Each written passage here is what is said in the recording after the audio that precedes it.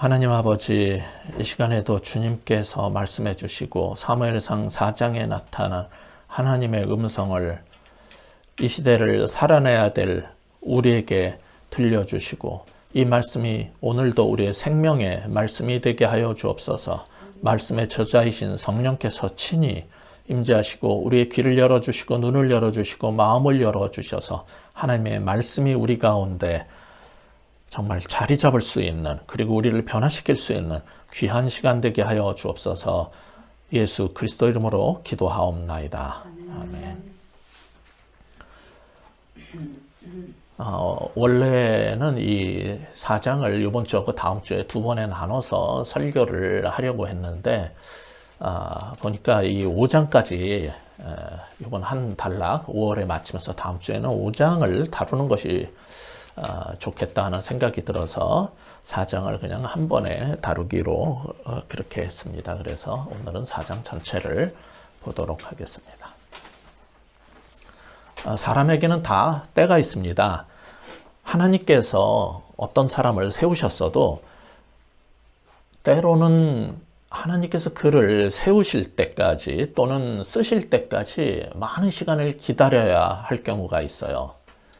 간혹 그 전에 있었던 가요 경연 프로그램 같은 것들을 보면은 깜짝깜짝 놀라게 되는 게 뭐냐면은 웬만한 기성 가수들한테 전혀 뒤지지 않는, 아니 오히려 그 유명하다는 그 가수들보다 노래를 훨씬 잘하는 뛰어난 사람들이 그냥 무명으로 오랜 세월 시간을 보내고 제야에 정말 묻혀 있었다, 이런 거를 느끼게 될 때가 있어요.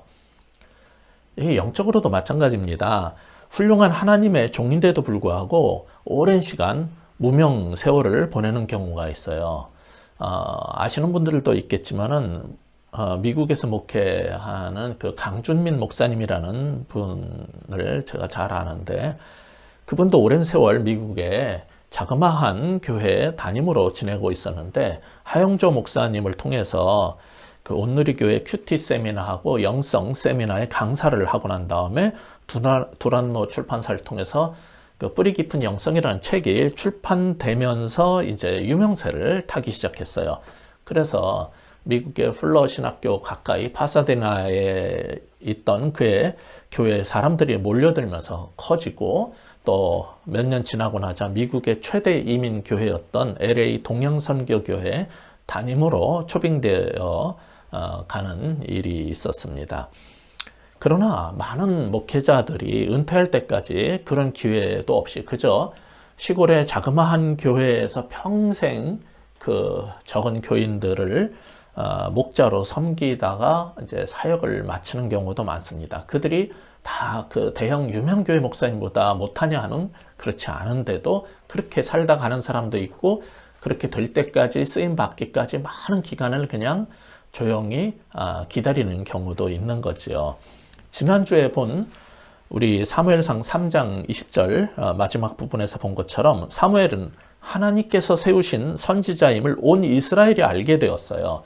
게다가 오늘 그 4장 1절 보면 이게 사실은 3장 21절하고 붙어 있는 건데 사무엘이 하는 말이 온 이스라엘에 통하게 되었지만 아직은 엘리처럼 정치적, 국가적 영향력이 없었어요. 그래서 이 구절 이후에 1절 다음에 사무엘은 7장 3절이 될 때까지 무대에서 사라집니다. 그리고 7장 6절에 이르러서 그가 이스라엘의 통치자, 사사로 세워지게 됩니다. 그때까지 그는 하나님께서 세우신 종인 게 분명한데도 별 영향력이 없는 존재로서 무대에 나타나지 않습니다.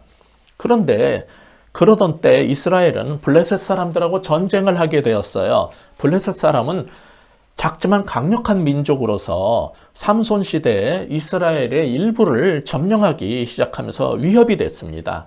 이스라엘은 이 블레셋하고 전쟁을 치러야 했는데 하나님께서 함께 해 주실 것을 믿으면서 임했을 것이 분명합니다. 게다가 1절에 보면은 이스라엘이 진친 곳이 어디입니까? 에벤에셀이라는 곳에 진을 쳤어요. 적군은 아벡이었고 이제 이스라엘은 에벤에셀에 진을 쳤는데 그곳이 어떤 곳이냐면은 성경을 좀 읽어보신 분들은 에벤에셀이라는 지명을 잘 아실 거예요. 7장 12절에 가면 사무엘이 나중에 사사로 세워진 다음에 이스라엘을 지휘해가지고 블레셋과의 전쟁에서 그들을 물리치고 그 지명을 에벤에셀이라고 이름을 붙였던 곳입니다. 그것은 여호와께서 여기까지 우리를 도우셨다라는 뜻이거든요. 그러니까 성경 좀 읽은 사람은 1절을 딱 보면서 블레셋하고 전쟁을 하는데 에벤에셀에서 이렇게 진을 쳤다. 그러니까 이스라엘이 이기겠구나라고 예상할 수도 있어요. 그런데 어떻게 됐습니까? 2절 읽어볼까요? 시작. 블레셋 사람들이 이스라엘에 대하여 전열을 벌이니라. 그 둘이 싸우다가 이스라엘이 블레셋 사람들 앞에서 패하여 그들에게 전쟁에서 죽임을 당한 숫자가 4,000명가량이라. 거기서 이스라엘이 아주 대패를 해서 4,000명가량이나 죽임을 당했어요. 항상 당신의 백성에게 승리를 주실 것으로 기대했던 이스라엘의 장로들에게 이 패배는 굉장히 큰 충격이었을 겁니다. 그래서 3절 어떻게 합니까? 3절 같이 읽습니다. 백성이 진영으로 돌아오매 이스라엘 장로들이 이르되 여호와께서 어찌하여 우리에게 오늘 블레셋 사람들 앞에 패하게 하셨는고 여호와의 언약궤를 실로에서 우리에게로 가져다가 우리 중에 있게 하여 그것으로 우리를 우리 원수들의 손에서 구원하게 하자 하니. 자, 위기에서 지도자 역할이 굉장히 중요한 겁니다. 이스라엘 지도자들은 패배의 원인에 대해서 질문을 했지만은 그 분석과 대책이 잘못됐어요. 하나님을 믿는 신앙인으로서 여기 3절에 있는 것처럼 여호와께서 어찌하여 우리에게 패하게 하셨는고라고 물은 것은 이 전쟁의 패배가 하나님의 허락하신 가운데 생긴 것이다라는 것을 안 거예요. 거기까지는 옳았어요. 그러면 그 다음에 왜 하나님은 그럼 우리에게 이런 패배를 안겼는지 그 원인 분석을 제대로 하고 바른 대책을 세워야 했습니다. 우리들이야 지금 사무엘상 2장 3장을 다 읽으면서 여기 4장에 이르렀기 때문에 엘리와 두 아들의 죄 때문에 패한 것이란 사실을 압니다. 그러나 그들은 이스라엘의 패배 원인을 제대로 분석해내지 못한 겁니다. 며칠 전에 제가 집에 가다가 라디오에서 그 경제 프로그램이었는데 서강대 경제대학원의 김영익 교수라는 분이 경제 흐름 분석을 하는 것을 들었어요. 이 경제 프로그램의 진행자가 미국의 인플레이션에 대한 우려를 언급하면서 우리나라 경제에 얼마나 영향을 줄지 예측을 요구하자 그 교수는 2, 3개월 안에 미국발 위기가 올 것이고 비록 단기적이겠지만 5, 6월에 물가 상승률도 굉장히 높게 나올 거라고 예측을 했어요. 근데 그 진행자는 경제 전문 기자로서 우리나라 경제 지표가 지금 역대 최고치를 기록하고 있고 OECD 국가 중에서도 가장 높은 성적을 보이고 있거든요. 게다가 수출이 그전에 10위권에서 지금 7위로 올라갔어요. 모든 수치가 이렇게 높게 나오는데도 그렇게 부정적으로 보십니까? 그러자 그 교수는 자신의 분석 모델에 의하면 그렇다고 그러는 거예요. 그러니까 그전에도 예측했던 게 다 맞았습니까? 막 못마땅하니까 자꾸 물어보는 거예요. 그래도 이 사람이 그 교수가 나는 이렇게 봅니다 라고 딱 말을 하니까 진행자가 뭐라 그랬냐면 지금 청취자의 실시간 문자 반응이 올라오는데 김 교수님은 이 프로그램에 나오실 때마다 항상 비관적으로 시장을 보는 것 같다는 청취자들의 반응이 있습니다 라고 슬쩍 공박을 했어요. 지난 몇 년간 야당과 언론은 계속해서 현 정부가 경제를 엉망으로 만들어서 나라를 망쳤다고 몰아댔지만은 여러분 요즘 언론과 야권에서 그런 소리가 쏙 들어간 거 아십니까? 아마 대부분 못 느끼실 거예요. 그런 얘기하면은 얼마나 무식한지가 지금 통계적으로 다 드러나기 때문에 이제 그런 말은 안 해요. 대신 부동산 문제만 갖고 이제 계속 공격해야 되는 겁니다. 이렇게 코로나 시대에도 불구하고 경제 지표가 지난 20년 내 최고 성적을 지금 내고 있어요. 지난 몇 년간 저는 경제, 통계와 그 지표를, 팩트를 주목해 왔기 때문에 그런 경제정책 실패 프레임으로 현 정부를 공격하는 게 얼마나 바보 같은 짓인지 저는 잘 알고 있었기 때문에 그전엔 그런 부정적인 얘기를 다 무시해 왔었는데 그 라디오 프로그램에서 그 경제학자의 그 단기 위기와 물가 상승 예측 분석은 받아들이고 대비하는 게 좋겠다고 저는 생각을 했어요. 그런데 대부분의 사람들은 그런 분석을 싫어한단 말이에요. 왜냐하면 그런 부정적 분석이 나오면 주식 시장에 안 좋은 영향을 줘서 자신들에게 손실을 입힐 것을 알기 때문에 막 문자를 돈 내면서 보내가면서 막 공격을 하는 거예요. 왜 당신은 이렇게 부정적으로 경제를 보느냐, 이렇게. 이게 영적인 문제도 똑같거든요. 사람들은 지금 전쟁에서 패했으면 그 원인이 무엇인지 심층적이고 객관적 분석을 해서 바른 대책을 세워야 하는 거예요. 감정적이거나 정치적인 그러한 반론을 제기하고 다른 방식으로 할 게 아니라 심층 분석을 한다면 바른 대책을 세워야 되는 거예요. 세상에서나 영적이거나 다 마찬가지입니다. 근데 그걸 분석해서 원인을 찾는다면 자신들의 죄와 욕심과 잘못이 드러나는 거기 때문에 그런 걸 싫어하고 사람들은 교회 안에서도 그런 얘기를 하면 부정적이라고 비방을 합니다. 오늘 본문에서는 이게 어떻게 나타나는지 같이 살펴보려고 하는 거예요.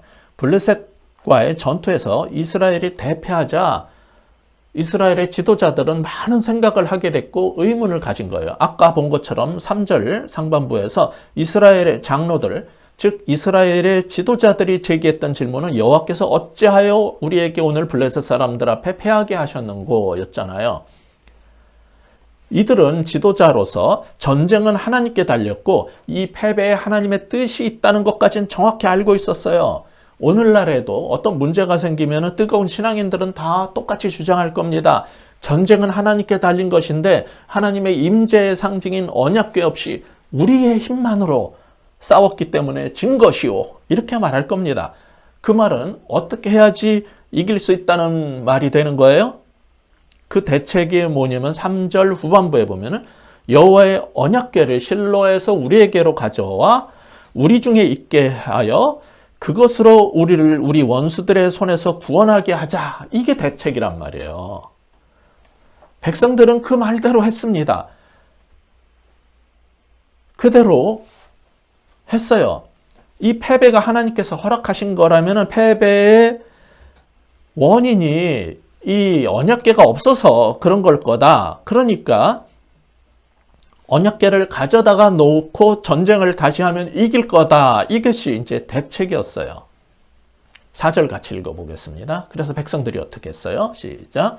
이에 백성이 실로에 사람을 보내어 그룹 사이에 계신 만군의 여호와의 언약궤를 거기서 가져왔고 엘리의 두 아들 홈리와 비느하스는 하나님의 언약궤와 함께 거기에 있었더라. 근데 이 대책이 효과가 있어 보였어요. 언약궤가 진중으로 들어온 것을 보자 이스라엘군은 사기충천하여 큰 함성을 질렀습니다. 5절 읽겠습니다. 여호와의 언약궤가 진영에 들어올 때 온 이스라엘이 큰 소리로 외침에 땅이 울린지라. 반면에 적군들은 놀라서 이게 무슨 일인가 알아봤더니 여호와의 언약궤가 들어왔다는 것을 알고 두려웠어요. 그래서 6절부터 8절까지 같이 읽어보겠습니다. 시작. 블레셋 사람이 그 외치는 소리를 듣고 이르되 히브리 진영에서 큰 소리로 외치면 어찌 됨이냐 하다가 여호와의 궤가 진영에 들어온 줄을 깨달은지라. 블레셋 사람이 두려워하여 이르되 신이 진영에 이르렀도다 하고 또 이르되 우리에게 화로다. 전날에는 이런 일이 없었도다. 우리에게 화로다. 누가 우리를 이 능한 신들의 손에서 건지리요. 그들은 광야에서 여러 가지 재앙으로 애굽인들을 친 신들이니라. 예. 이 언약궤가 적군들도 신의 임재의 상징이라는 걸 알았어요. 게다가 그 신은 강대국 이집트 군대를 물리치고 이스라엘을 해방시킨 야훼라는 이 히브리인들의 신이라는 것을 알았기 때문에 그들은 놀라고 두려워했던 겁니다. 근데 블레셋에는 이스라엘 장로들에게 뒤지지 않는 뛰어난 리더십을 가진 사람들이 있었어요. 이렇게 계속 두려움에 사로잡혀 있으면 무슨 해결이 되는가? 그럼 살 길은 뭐냐? 더 이상 두려움에 사로잡혀 있지 말고 분연히 일어나 싸우는 것뿐이다. 대장부같이 나가 싸우자라고 막 격려하면서 분발시켰어요. 9절 같이 읽어보겠습니다. 너희 블레셋 사람들아 강하게 되며 대장부가 되라. 너희가 히브리 사람의 종이 되기를 그들이 너희의 종이 되었던 것 같이 되지 말고 대장부같이 되어 싸우라 하고 그러니까 이 사람들이 뭐라 그랬냐면은 굉장히 또 리더가 해야 되는 중요한 것 중에 하나가 동기부여거든요. 이 전쟁에 패하면은 우리는 히브리 사람들의 종이 될 뿐이다. 그러니까 반드시 싸워 이겨야 된다. 종 되고 싶냐? 이러니까 전부 다 열심히 싸웠어요. 그 결과 10절, 11절에서 보듯이 그 전투에 임했던 이스라엘이 또다시 더 크게 대패해가지고 도망치게 되었어요. 이 사건에서 우리는 무엇을 배우고 무엇을 깨달을 수 있습니까? 첫 번째 교훈입니다. 인생을 망치는 잘못된 신앙에서 벗어나야 한다는 겁니다. 우리 인생을 망치는 잘못된 신앙을 가질 수 있어요. 거기서 벗어나야지 사는 거예요. 잘못된 신앙은 항상 우리 삶의 커다란 실패와 재앙을 야기합니다. 지금 여기서는 뭐냐면 그게 언약궤에 대한 신앙이에요. 우리는 여기서 이런 질문에 대한 답을 얻을 수 있을 겁니다. 여호와의 언약궤만 앞세우면 자동으로 승리가 보장되느냐? 그 질문에 대한 답은 뭐예요? 아닙니다예요. 여호와의 언약궤만 앞세우면 우리는 승리할 수 있을까? 답은 no에 절대로 그럴 수 없어요. 근데 이런 잘못된 생각이 지금도 교회 안에 만연해 있습니다. 삶은 말씀대로 살지 않고 하나님 앞에 엉망이면서 십자가만 내세우면 만사 형통이고 다 잘 됩니까? 그렇지 않습니다. 맨날 과속하고 신호 위반하고 거기에다 음주운전까지 하면서 자동차에다가 십자가 매달고 목에다가 십자가 목걸이 차면은 사고 안 납니까? 그런 거 없습니다. 십자군 전쟁 때처럼 가까이는 2차 대전 때처럼 독일군처럼 십자가를 앞세우고 싸우면 안 죽고 다 승리합니까? 이런 사상이 바로 지금도 우리 교회 안에 만연한 미신들입니다. 하나님 말씀대로 살지는 않고 십자가만 앞에 내세우면은 될 거고 사업은 성경적으로 바르게 하지 않으면서 주일 성수하고 11조만 하면은 다 잘 될 거고 주식이 오를 거라는 생각. 성경은 읽지도 않고 끼고 다니기만 하면 하나님이 보호하시고 암에도 안 걸릴 거라는 생각. 이거 다 미신들입니다. 물론 언약궤를 앞세운 것이 이스라엘 사람들에게는 단기적 효과는 있었어요. 그건 사실입니다. 사람들의 사기를 높이는 데는 효과가 있었지만은 이건 근본적 해결책이 아니었기 때문에 하나님의 예언과 심판을 막지 못했습니다. 마찬가지로 우리의 잘못된 종교적 열심들이 있어요. 잘못된 미신적 행위들이 있어요.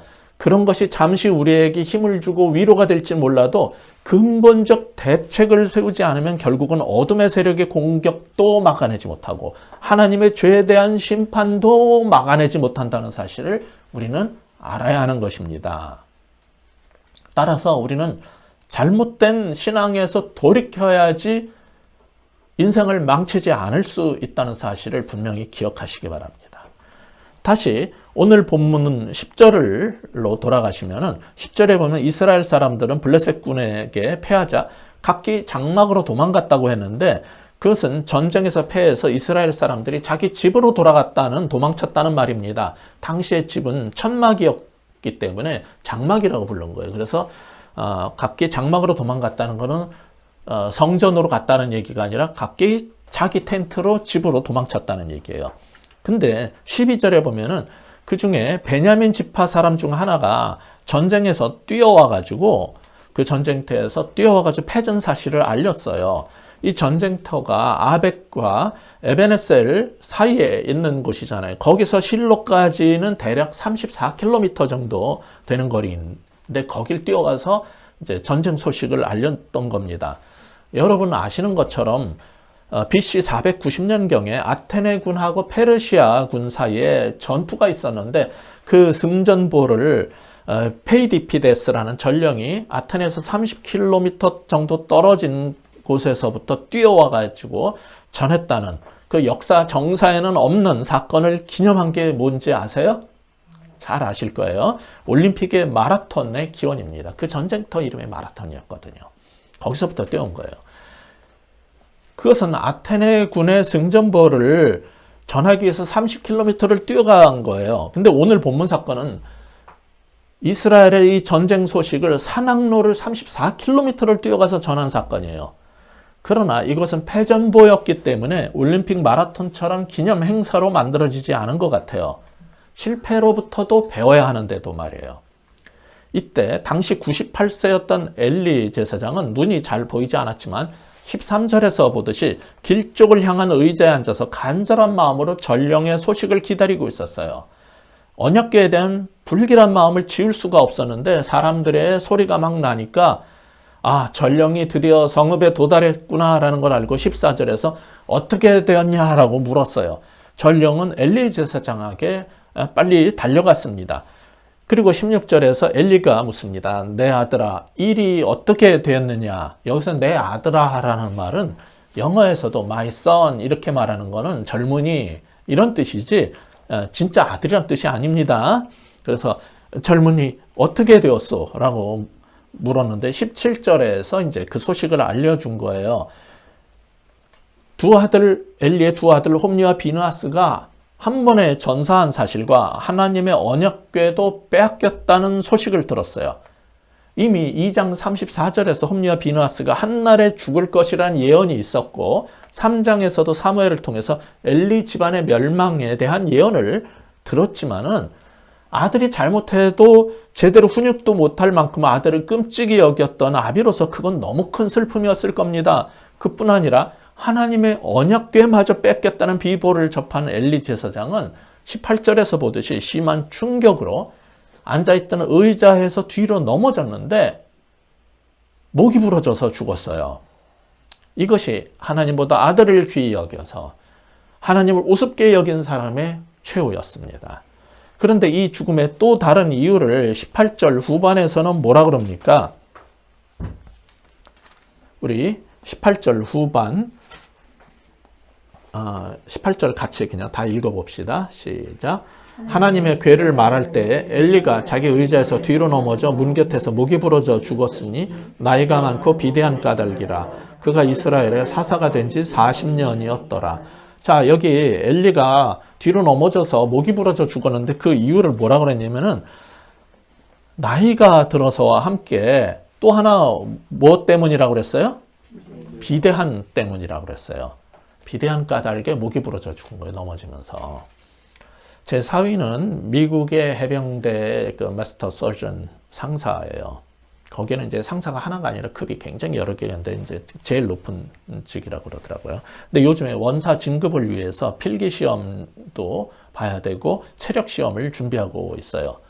그러니까 일과 업무가 끝나고 나면은 헬스를 열심히 하고 하루 종일 탄수화물을 5g 이내만 섭취하면서 거의 안 먹습니다. 그리고 그런 강도 높은 다이어트와 함께 매일 12km 이상을 뛰어요. 그러면서 살을 뺐더니 혈압도 내려가고 콜레스테롤 수치도 다 내려가고 모든 게 개선돼 가지고 몸이 너무 좋아졌다는 거예요. 그래서 6월 초에 있을 테스트가 끝나도 계속 몸 관리를 해야겠다 그런다는 말을 들었습니다. 그 얘기를 들으면서 제가 옛날에 그 용산에 있던 그 육군본부에서 군 생활을 하던 때가 생각이 났어요. 제가 있던 통신분과의 최고위직이 투스타 통신감이라고 그러는데 그 사람은 굉장히 덩치도 컸지만은 완전 비만이었어요. 배가 많이 나온. 물론 다른 병과의 장성들 가운데서도 배 나온 사람을 가끔 봤습니다. 근데 당시 미군에서는 매번 승진 시험에서 체력 검증을 하고 비만도를 검사를 해가지고 배 나온 장군이 없었어요. 지휘관이 배가 나와가지고 어떻게 병사들한테 뛰고 전투를 잘하라고 명령할 수 있단 말입니까? 그래서 미군은 배 나오고 못 뛰는 사람은 절대로 장성 진급을 안 시킵니다. 근데 이제 보니까 뭐 상사, 원사, 하급 장교 진급도 다 그렇다는 거예요. 요즘에는 우리 군도 좀 달라지지 않았을까 이렇게 생각을 합니다. 이런 말씀 드리면은 싫어할 목사님들이 있다는 거 알아요. 그런데 목사도 배가 나오고 디룩디룩 하면서 교인들한테 절제하라, 탐욕을 버려라, 검소하고 나눔의 삶을 살아라고 설교하기 어렵지 않겠습니까? 자신부터 다스려야지. 자신은 그렇게 살면서 어떻게 그렇게 설교할 수 있습니까? 근데 이 엘리 제사장은 아들이 재물 중 기름기 많고 맛 좋은 부위의 고기만 빼돌렸는데 그걸 같이 먹었기 때문에 비만을 피할 수 없었을 거예요.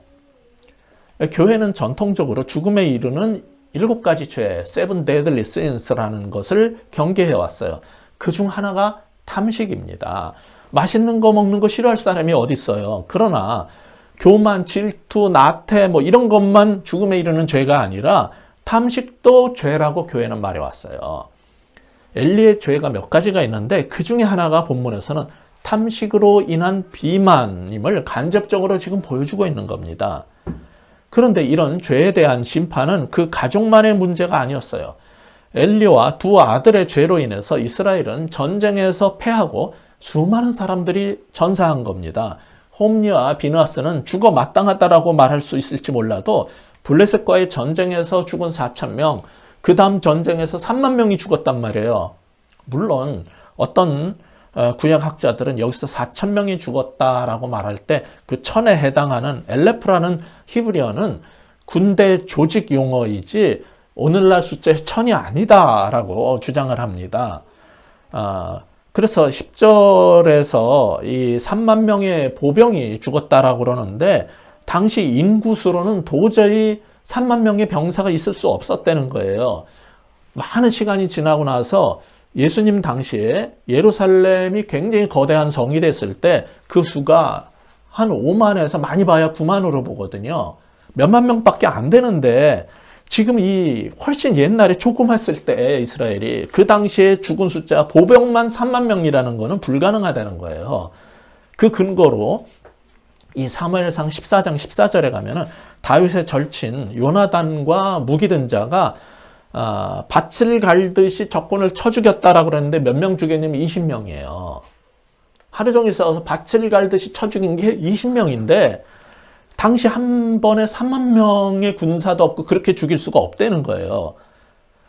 그러면은 이 사상자의 정확한 숫자는 알 수 없다고 양보를 한다 쳐도 분명한 거는 처음에 4,000명이 군대 용어라면 4중대 정도가 첫 전투에서 죽었다면 그 다음에는 7, 8중대가 전멸했다는 것으로 해석을 해도 그 피해가 엄청나게 컸다는 것만은 분명하지 않겠습니까?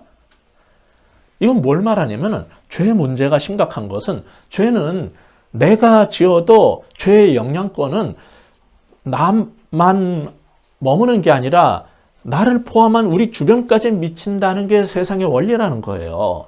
음주운전도 자기 혼자 죽는 게 아니라 무고한 다른 사람들을 죽고 다치게 하고 피해를 입히잖아요. 이처럼 우리의 죄는 죄인 당사자만 고통을 받는 게 아니라 항상 죄의 여파로 인해서 그 죄인이 소속된 가족, 교회, 사회, 국가, 심지어 이 지구까지, 이 세상까지 망칠 수 있다는 사실을 우리가 생각한다면 죄의 유혹 앞에서 우리는 단호한 결단을 하고 절대로 범죄하면 안 된다는 것을 여러분은 분명히 아셔야 됩니다. 그리고 18절은 또 뭘 말했냐면 엘리 제사장의 죽음으로 인해서 그의 40년간의 사사로 섬긴 삶이 끝났다고 합니다. 이때 한글 성경에는 사사라는 명사가 쓰이는데 원래 원문에는 다스렸다, 이끌었다는 동사입니다. 정교 일치였던 당시 사회에서 엘리의 죽음은 그럼 무엇을 의미했냐면 영적 리더십의 부재를 의미한다는 거예요. 외세 침략자들로부터 이제 이스라엘을 구원해 줄 참된 사사 혹은 지도자가 필요함을 암시하고 있는 겁니다. 그래야지 나중에 누가 나올 수 있어요? 사무엘이 나오고 다윗이 나올 수 있는 거예요. 이렇게 이스라엘을 40년간 다스리던 사람이 이제 죽어서 부재하게 됐다. 그 뜻을 말한 거지. 그 사사기의 사사, 그 단어는 아닙니다.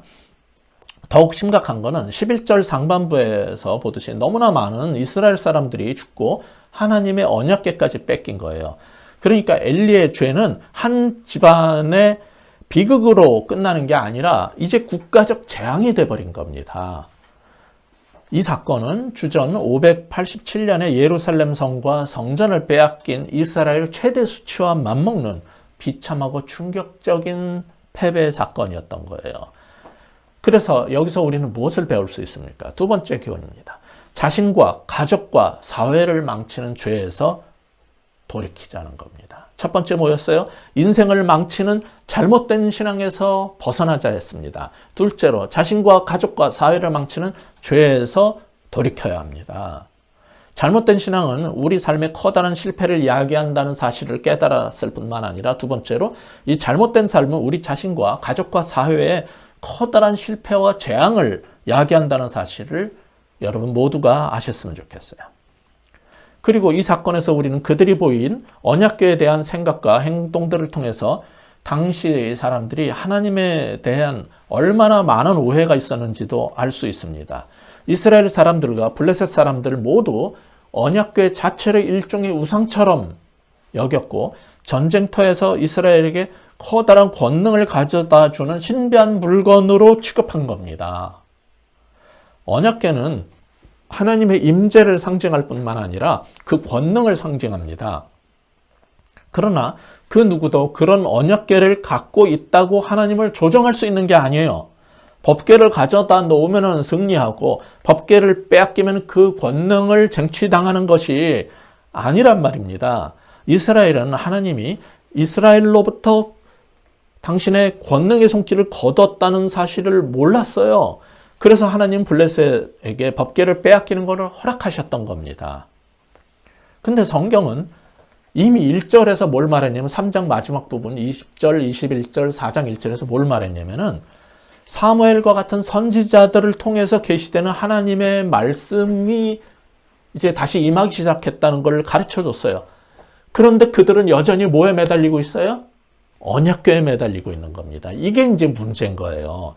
언약궤는 하나님의 임재의 상징이지만은 우리에게 필요한 오늘의 말씀을 주시지 않습니다. 언약궤는. 그건 나무로 만든 틀이니까. 그 속에 돌이 들어있고 나무가 들어있어. 그게 말하는 건 아니에요. 하나님은 선지자 사무엘을 통해서 우리에게 오늘 필요한 말씀을 계속 주시거든요. 그런데도 사람들은 선지자를 통해 우리에게 가까이 오시는 하나님의 말씀 들을 생각은 안 하고 언약궤 같은 종교적 상징에만 관심을 두고 예배만 드리면 되는 줄 아는 거예요. 요즘 다들 예배에 목숨 걸자고 합니다. 교회 나오라는 얘기예요. 코로나 걸려도 죽기를 각오하고 나오라는 거겠죠. 근데 하나님 말씀은 안 듣고 예배와 언약궤에만 목숨 걸면은요, 에베네셀에서도 죽습니다. 이걸 알아야 돼요. 이스라엘 사람들이 그 언약궤를 전쟁터에 가지고 나가고 제사장이 두 아들 홈리와 비느하스, 그 세습될 제사장들이, 젊은 제사장들이 그 곁에서 싸워도 아무 소용이 없다는 말입니다. 블레셋 사람들은 우리의 종교성에 잠시 두려워할지 몰라도 그들도 목숨 걸고 싸우면 이기기 어렵습니다. 그들이 법궤를 탈취물로 가져갈 때 이스라엘은 하나님께서 여호와에게서 이미 권능을 거두셨다는 사실을 깨달았어야 했던 거예요. 지금까지 본 것처럼 엘리는 부모로서 자녀 훈육의 실패를 범했고 제사장으로서 자기 관리에 실패를 했고 신앙적으로 하나님보다 아들을 더 귀히 여기서 하나님을 우습게 여긴 죄로 인해서 심판을 받고 가문에서 세습되던 제사장직도 다 뺏겼어요. 두 아들은 한날에 죽었고 아비 자신은 목이 부러져 죽은 것에서 그 가족의 비극은 끝나지 않았습니다. 20절에서 보듯이 그 며느리까지 죽었어요. 자, 19절을 보시면 당시 엘리의 아들 중 비느하스의 아내가 해산일이 가까웠는데 남편의 전사 소식, 시아버지 제사장의 갑작스러운 죽음 소식과 함께 이스라엘의 언약궤마저 뺏겼다는 소식에 충격을 받아가지고 갑자기 해산을 하게 됐어요. 근데 그 당시 문화에서 남편이 죽으면 여성이 오늘날처럼 일해서 돈 벌면서 먹고 살 길이 없었기 때문에 아내는 생계가 막연해지는 겁니다. 사는 길은 아들이나 남편의 형제 혹은 시부모가 도와줘야 됐는데 아니 그 남편도 죽었지, 형도 죽었지, 시아버지도 죽었으니 앞날이 얼마나 걱정될까요? 그래서 20절에 보면은 뭐라 그래요?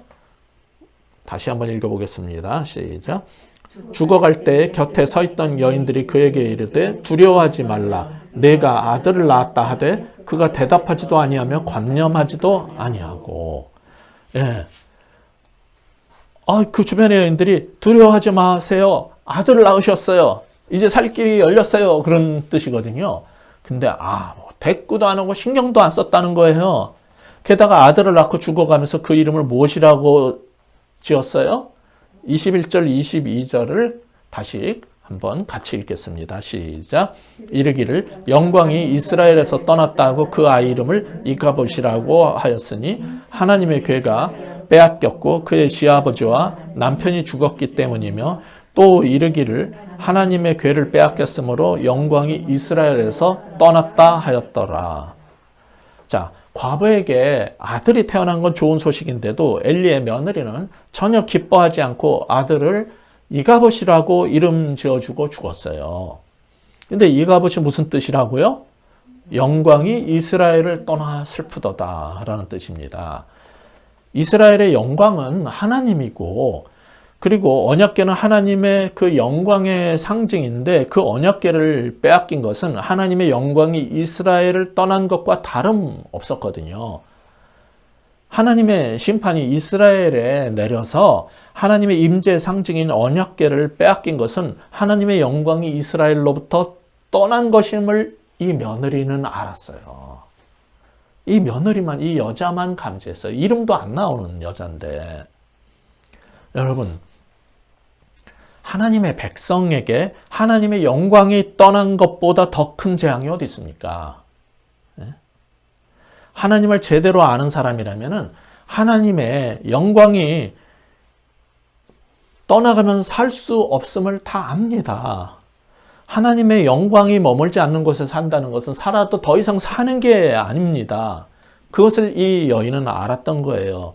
그래서 이가봇이라고 외쳤던 거예요. 아들의 이름을 이가봇이라고 지어줬어요. 이 비느하스의 부인, 이름도 나오지 않은 한 여인의 인생 마지막 죽음 앞에서 보여준 신앙의 절규가 뭐였냐면 이가봇. 하나님의 영광이 떠났도다 슬프다. 그 말이었던 거예요. 그러나 이런 비극 가운데서도 하나님의 은혜는 이어지고 있음을 우리는 보아야 할 것입니다. 엘리 집안의 연이은 죽음의 소식 가운데 새 생명의 탄생으로 사장이 마치는 것. 그리고 하나님께서 그것은 그의 가문을 완전히 멸절시키지 않을 것임을 보여주는 은혜의 메시지인 것입니다. 그리고 사무엘상 14장 3절에 가서 보면은 그 아들 이가봇의 형인 아히두베의 아들, 즉 비느하스의 손자인 아히야가 실로에서 에봇을 입고 사울의 제사장직을 하고 있다. 이런 말이 나와요. 그 구절에서 제사장 아히야를 엘리의 증손자라고 하는 것은 엘리 집안에 임한 하나님의 심판 예언이 성취되지만은 그 가문과 제사장직을 즉시 완전 박탈한 게 아니고 다윗 왕 때 사독 가문으로 제사장직이 넘어갈 때까지는 사울왕 재직 때까지는 엘리의 제사장직이 이어지도록 잠시 은혜를 베풀어 주신 거예요. 이게 바로 심판 가운데 베푸신 하나님의 은혜인 것입니다. 하나님은 영광이 떠나가게 해도, 하나님의 영광이 잠시 떠나도 은혜를 베푸시는 분입니다. 그분을 믿고 우리는 살아야 하는 겁니다. 따라서 오늘 본문의 마지막 교훈입니다. 하나님의 영광이 잠시 떠나도 주의 은혜로 살자. 첫 번째 뭐였어요? 인생을 망치는 잘못된 신앙에서 벗어나자 했습니다. 둘째로 자신과 가족과 사회를 망치는 죄에서 돌이키자 했습니다. 그리고 마지막으로 하나님의 영광이 잠시 떠날지라도 주의 은혜로 살아가자. 이것이 오늘 교훈의 마지막 교훈인 것입니다. 잠시 심판 가운데서도 따라서 우리는 절망하지 말고 그 은혜를 믿고 그 은혜로 살아야 할 것입니다. 그렇다고 은혜에 기대어서 죄의 대가와 심판의 엄중함을 잊으면 안 됩니다. 죄는 우리 자신뿐 아니라 우리 주변 사람들을 사랑하는 가족, 직장, 교회 모두에게 너무나 큰 영향을 끼치고 피해를 줄 것이기 때문입니다. 그러기에 우리는 하나님 말씀에서 벗어나지 않고 신실한 성도의 삶을 살려고 노력해야 합니다. 다만 우리가 넘어질지라도 하나님은 은혜를 베푸셔서 우리 믿음의 조상과 또 옛날 우리를 만나주실 때 맺어주신 그 언약을 지키실 것이고 하나님의 뜻을 이루실 것이라는 사실을 잊지 말고 살자는 것뿐입니다. 그런 믿음으로 사는 여러분 되시고 죄에서 벗어나고 또 하나님의 영광이 잠시 떠날지라도 그 은혜로 살아가는 모든 우리 성도 여러분 되시기를 주의 이름으로 축복합니다. 기도하시겠습니다. 하나님 아버지, 이 시간 간절히 구하옵나니 하나님, 우리의 죄를 가볍게 여기지 않게 하여 주옵소서. 죄는 우리 자신을 망칠 뿐만 아니라 우리가 사랑하는 가족들과 또 우리가 속한 직장과 내 주변과 세상까지 다 망치고 재앙을 일으킨다는 사실을 깊이 깨닫고, 주여 잘못된 신앙에서 벗어나게 해주시고 죄에서 돌이키게 하여 주옵소서. 그리고 때로 이미 지은 죄로 말미암아 심판이 있을지라도, 잠시 하나님의 영광이 떠날지라도 은혜를 베풀어 주시는 이 놀라우신 하나님을 향한 믿음으로 하루하루 살아갈 수 있는 모두가 되게 하여 주시옵소서. 예수 그리스도 이름으로 간절히 기도합니다. 아멘.